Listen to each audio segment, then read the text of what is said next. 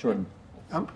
Well, there's a elephant under the rug here too, and I don't think this is something that's really ever discussed, and that is that the typical man and the typical woman are more alike than the atypical man and the typical woman. And this is relevant to this particular discussion because a lot of the stories that you guys concentrate on, that news people concentrate on in general, are about people who are exceptional. And the exceptional people, in terms of high levels of productivity, are almost always men.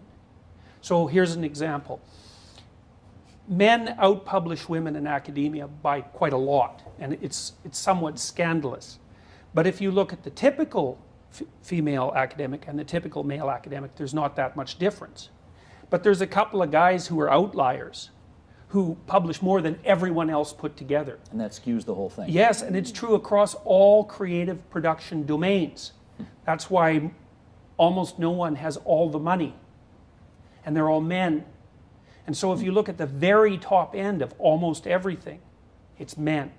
And part of the reason for that is that to get to the very top, which is virtually impossible, you have to do nothing else but that ever. So don't have kids, don't raise a family, don't do anything. Right, except you work 80 hours a week, Yeah. flat out, as hard as you can, competing with the other handful of people who are willing to do that. Plus, you have to be very bright and very hardworking and very creative. But you also need to put in those hours. Right. And it isn't clear that women want to put in those hours, nor that they should want to. So